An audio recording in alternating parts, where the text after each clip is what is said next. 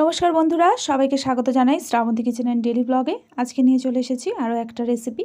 আজকে আমি বানাবো মাছের মাথা দিয়ে বাঁধাকপির ঘন্ট। আশা করছি রেসিপিটি আপনাদের ভালো লাগবে। রেসিপিটি পুরো দেখার জন্য অনুরোধ রইল। তো এখানে আমি একটা মিডিয়াম সাইজের বাঁধাকপিকে এরকমভাবে ছোটো ছোটো করে কেটে নিয়েছি, নিয়ে ধুয়ে নিয়ে এটাকে আমি একটু প্রেশারে আগে থেকেই সেদ্ধ করে নিচ্ছি। এখন প্রেশারে সেদ্ধ করে নিচ্ছি ঠিকই, কিন্তু আপনারা চাইলে সেদ্ধ নাও করতে পারেন, এটা এমনিও করা যায়। তো আমি এটা সময় বাঁচানোর জন্যই একটু সেদ্ধ করে নিলাম। আর এদিকে আমি একটা থালার মধ্যে নিয়ে নিয়েছি একটা মাছের মুড়ো। এখানে আমি রুই মাছের মুড়ো নিয়েছি। আপনারা চাইলে কিন্তু এখানে কাতলা মাছের মাথা বা যে কোনো মাছের মাথায় এখানে ব্যবহার করতে পারেন। তো এখানে বেশ ভালো করে নুন আর হলুদটা আমি মাখিয়ে এটাকে আমি একটুখানি সাইডে রেখে দেবো। এবারে আমি কড়ার মধ্যে দিয়ে দিচ্ছি তেলটাকে বেশ ভালো করে গরম করে নিচ্ছি। নিয়ে আমি এর মধ্যে দিয়ে দেবো আলু। এখানে আমি দুটো আলুকে এরকম ছোটো ছোটো করে কেটে নিয়েছিলাম। আপনারা চাইলে আলুর পরিমাণটা বাড়ানো বা কমানো আপনাদের ইচ্ছা মতো করে নেবেন। তো আলুটাকে দিয়ে বেশ ভালো করে এবার আমি ভেজে নেব, বেশ লাল লাল করে ভেজে নেব। এখানে মিডিয়াম ফ্লেমে দিয়ে আলুটাকে আমি ভেজে নিচ্ছি। আপনারা এখানে অবশ্যই কমেন্ট করে জানাবেন যে আপনারা কীরকমভাবে বাড়িতে বাঁধাকপির ঘন্ট বানান। তো আমাকেও কমেন্ট বক্সে অবশ্যই জানাবেন। তো আলুটা এখানে ভাজা হয়ে গেছে। এবারে আমি এটাকে তুলে নামিয়ে রাখছি একটা সাইডে। এবারে আমি এই তেলের মধ্যেই দিয়ে দেব মুড়ো। তো এখানে আমি মাছের মুড়ো বা মাথাটাকে নিয়ে তেলের মধ্যে দিয়ে দিচ্ছি। আমি এই তেলেই ভাজছি, আর এখানে আমি কোনো রকম এক্সট্রা তেল দিইনি। তো মুড়োগুলোকে দিয়ে দিচ্ছি, দিয়ে বেশ ভালো করে এগুলোকে আমি আঁচ খাইয়ে খাইয়ে ভেজে নেব। আপনারাও একটু বেশি করে মাছের মাথায় হলুদ মাখিয়ে দেবেন, তাহলে দেখবেন যে এখানে কিন্তু তেলটা খুব কম ছিটকবে। তো এখানে আমি ওর জন্য একটু হলুদটা বেশি করেই দিয়েছি মুড়োর মধ্যে। তো এবারে উল্টে পাল্টে আঁচ খাইয়ে নিয়ে আমি মাছের মাথাগুলোকে বেশ ভালো করে ভেজে নিচ্ছি। ভেজে এবারে আমি এটাকে তুলে নেব। বেশ লাল লাল হয়ে গেছে। তো এবার আমি তুলে নিচ্ছি। তুলে এটাকেও আমি এবারে একটা সাইডে রেখে দেব। মাছের মুড়োটা আপনারা চাইলে কিন্তু আরও বেশিও নিতে পারেন। আর আমি কিন্তু এখানে মাছের মুড়োগুলো এইভাবেই তুলে নিচ্ছি। আপনারা যদি চান কড়ার মধ্যেও এটাকে ভেঙে নিতে পারেন। তো আমি মোটামুটি আধ ভাঙা হয়েই গেছে, তবু আমি এই অবস্থাতেই তুলে নিচ্ছি, এখন আর মুড়োটাকে ভাঙছি না। এবার আমি এই তেলের মধ্যেই দিয়ে দিচ্ছি দুটো শুকনো লঙ্কা আর একটা তেজপাতা। এটা আমি ফোড়নের জন্য দিলাম। এবার আমি দিয়ে দিচ্ছি পেঁয়াজ কুচি। এখানে আমি 3টে মিডিয়াম সাইজের পেঁয়াজকে এরকমভাবে স্লাইস করে কেটে নিয়েছি। রাফলি এরকমভাবে কেটে নিয়েছি, কোনো রকম ছোটো বা বড়ো এরকমভাবে কিছু করিনি। মোটামুটি এরকমভাবে কেটে নিয়ে কড়ার মধ্যে দিয়ে একটু নাড়াচাড়া করে নেব। এখানে কিন্তু আমি আর কোনো রকম তেল দিইনি, ওই তেলের মধ্যেই পুরো রেসিপিটা বানাবো। আর দিয়ে দিচ্ছি এখানে আমি পেঁয়াজকলি। এখন তো পেঁয়াজকলির সিজন এসে গেছে, তো সেই জন্য এখানে আমি পেঁয়াজকলি দিয়ে দিলাম। আর পেঁয়াজকলি দিলে টেস্টটাও একদম অন্যরকম আসবে, সেই জন্য এখানে আমি পেঁয়াজকলি দিয়ে দিয়েছি। দিয়ে কড়ার মধ্যে প্রায় 1-1.5 মিনিটের মতো এরকমভাবে একটু নাড়াচাড়া করব, যাতে পেঁয়াজকলিগুলো একটু আঁচ খেয়ে যায়। সেই জন্য একটু এরকমভাবে মিলেও দিয়েছিলাম। তো মিডিয়াম ফ্লেমেই পুরো রান্নাটা আমি করছি। এরপরে আমি এর মধ্যে দিয়ে দিচ্ছি একটা টমেটো। আমি এখানে একটাই টমেটো দিয়েছি, আপনারা চাইলে একটার পরিবর্তে দুটো দিতে পারেন। এটা আমি একটা মিডিয়াম সাইজের টমেটোকে কেটে এর মধ্যে দিয়ে দিয়েছিলাম। তো টমেটোটাকে দিয়েও প্রায় 1 মিনিটের মতো একটু কড়ার মধ্যে নাড়াচাড়া করে নেব। এরপর আমি এখানে এই মাঝখানটা একটু জায়গা বানিয়ে নিলাম। এরপরে এর মধ্যেই আমি দিয়ে দিচ্ছি একটু 1 চামচ জিরে বাটা, আর দিচ্ছি একটু রসুন বাটা, আর দিয়ে দিচ্ছি আদা বাটা। দিয়ে এই কড়ার মাঝখানটাতে, যেখানটা আমি একটু ফাঁকা করেছিলাম, ঠিক সেইখানটাতেই মশলাটাকে কষিয়ে নেব। আর আলাদা করে আমি এটা কিন্তু তেল দিয়ে কষাচ্ছি না।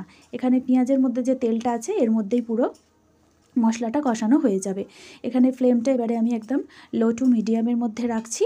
দিয়ে বেশ ভালো করে নাড়াচাড়া করে নেব। পেঁয়াজ রসুনের কাঁচা গন্ধটা যতক্ষণ না চলে যাচ্ছে ততক্ষণ বেশ ভালো করে একটু নাড়াচাড়া করে নিলাম। এরপর এর মধ্যে দিয়ে দিচ্ছি আমি হলুদ গুঁড়ো, আর দিয়ে দিচ্ছি লঙ্কার গুঁড়ো। আপনারা যে যেরকম ঝাল খান পছন্দ করেন সেই অনুযায়ী এখানে লঙ্কার গুঁড়োটা দিয়ে দেবেন। আর দিয়ে দিচ্ছি এখানে 1 চামচ আমি ধনে গুঁড়ো। ধনেটাকে আমি শুকনো খোলায় নেড়ে নিয়ে তারপর গুঁড়ো করে নিয়েছিলাম। আর দিয়ে দিলাম আন্দাজ মতো নুন। দিয়ে সমস্ত উপকরণ বেশ ভালো করে আবারও আমি খুন্তির সাহায্যে বেশ ভালো করে মিক্স করে নিচ্ছি। এখানেও কিন্তু আমি আর কোনো রকম এক্সট্রা তেল অ্যাড করিনি। যে পরিমাণ তেল পেঁয়াজের মধ্যে ছিল তার মধ্যেই পুরো মশলাটা কষিয়ে নেব। আর এখানে একদম কিন্তু ফ্লেমটা আমি লোতে করে দিয়েছিলাম এই সময়টাতে। তো দেখুন এখানে কিন্তু মশলা থেকে তেল ছাড়তে শুরু করে দেবে। এবারে আমি এর মধ্যে দিয়ে দিচ্ছি একটু সামান্য জল দিয়ে এবার আমি মশলাটাকে কষিয়ে নিচ্ছি। আর ফ্লেমটা অবশ্যই কিন্তু লো ফ্লেমে রেখেছি। এখানে খুব সামান্য পরিমাণ জল দিচ্ছি, খুব বেশি জল দেওয়ার দরকার নেই। দিয়ে এখানে একটা গ্রেভি রেডি করে নিয়েছি। গ্রেভিটাকে একটু ফুটতে দিয়ে এর মধ্যে আমি দিয়ে দিচ্ছি দুটো কাঁচা লঙ্কাকে এরকমভাবে টুকরো করে দিয়ে দিয়েছিলাম। আর দিয়ে দিচ্ছি এখানে ভেজে রাখা আলুটা দিয়ে মশলার মধ্যে বেশ ভালো করে নাড়াচাড়া করে নেব প্রায় 30 থেকে 40 সেকেন্ডের মতো, খুব বেশি করার দরকার নেই। আলুটা বেশ ভালো করেই ভাজাই ছিল। তো নাড়াচাড়া করে নিয়ে এবারে আমি এর মধ্যে দিয়ে দেব সেদ্ধ করে রাখা বাঁধাকপিটা। সেদ্ধ করে রাখা বাঁধাকপিটা দেখুন পরিমাণে কতটা কমে গেছে। তো বাঁধাকপিটা আমি দিয়ে দিচ্ছি। যদি আপনারা আগে থেকে বাঁধাকপি না সেদ্ধ করে থাকেন তো বাঁধাকপিটা একদম ডাইরেক্ট এই টাইমে দিয়ে দেবেন। আমি আগে থেকে সেদ্ধ করে নিয়েছি একটু সময় বাঁচানোর জন্য, আর একটু গ্যাসটাও বাঁচে সেই জন্যে। তো এরকমভাবে আমি এবারে এর মধ্যে কড়াতে দিয়ে নাড়াচাড়া করে নেব। মশলাটাকে বেশ ভালো করে বাঁধাকপির মধ্যে মিক্স করে দিচ্ছি, আর দেখুন এর রঙটাও কিন্তু বেশ চেঞ্জ হয়ে আসছে। আপনারা যারা বেশি ঝাল খেতে পছন্দ করেন তারা কিন্তু এখানে লঙ্কার পরিমাণটা বাড়িয়ে দিতে পারেন। এবারে আমি মুড়োগুলোকে একটু হাত দিয়ে সামান্য ভেঙে নিয়েছি, খুব বেশি ভাঙেনি, একটু সামান্য একটু ছাড়িয়ে ছাড়িয়ে নিয়েছি হাত দিয়ে। দিয়ে তরকারির মধ্যে পুরোটাই দিয়ে দিলাম, দিয়ে বেশ ভালো করে মিক্স করে দিচ্ছি বাঁধাকপির সাথে। আর একটু খুন্তি দিয়ে এই মুড়োটার একটু সাইডটা একটু অংশটা একটু বড় ছিল সেজন্য একটু ভেঙেও দিলাম। আপনারা চাইলে এটা নাও দিতে পারেন, এরকম গোটা অবস্থাতেও রাখতে পারেন। তো আমি একটু ভেঙে দিয়েছি, দিয়ে আবারও বেশ ভালো করে এটাকে মিক্স করে নিচ্ছি। তো এরকম প্রায় 1 মিনিটের মতো একটু সামান্য নাড়াচাড়া করে নেব। নিয়ে মিক্স করে নিয়ে এটাকে আমি একটু চাপা দিয়ে রাখবো। এটা চাপা না দিয়েও আপনারা রাখতে পারেন, তবে আমি এটাকে একটু 1 মিনিটের মতো চাপা দিয়ে দিয়েছিলাম একদম লো টু মিডিয়াম ফ্লেমে। আর দেখুন আবারও কিন্তু বাঁধাকপি থেকে এক্সট্রা যে জলটা ছিল সেটা বেরিয়ে গেছে। আর দেখুন এর রঙটাও কিন্তু বেশ এসেছে। এবারে আমি আবার একদম ফ্লেমটাকে মিডিয়ামে করে দিয়ে বেশ ভালো করে নাড়াচাড়া করে নিলাম। আর দেখুন আলুটাও সেদ্ধ হয়ে গেছে। তো এই যে এক্সট্রা জলটা বেরিয়েছে এটা কিন্তু কড়ার মধ্যে একটু নাড়াচাড়া করলেই শুকনো হয়ে যাবে। এবার আমি আরও একটু সামান্য নুন দিয়ে দিলাম, কারণ আমার মনে হয়েছে যে নুনের পরিমাণটা একটু কম আছে, সেজন্যে আমি এখানে নুন দিয়ে দিয়েছি। আপনারা অবশ্যই এখানে নুন ঝালটা টেস্ট করে নেবেন। এবারে বেশ ভালো করে কড়ার মধ্যে এটাকে নেড়ে নেড়ে বাঁধাকপিটাকে আমি শুকনো করে নেব। যে এক্সট্রা জলটা বেরিয়েছিল তাহলে এটা খুব তাড়াতাড়ি শুকনো হয়ে যাবে। আর ওপর থেকে দিয়ে দিচ্ছি এখানে গরম মশলার গুঁড়ো, আর দিয়ে দিচ্ছি একটু ধনেপাতা কুচি।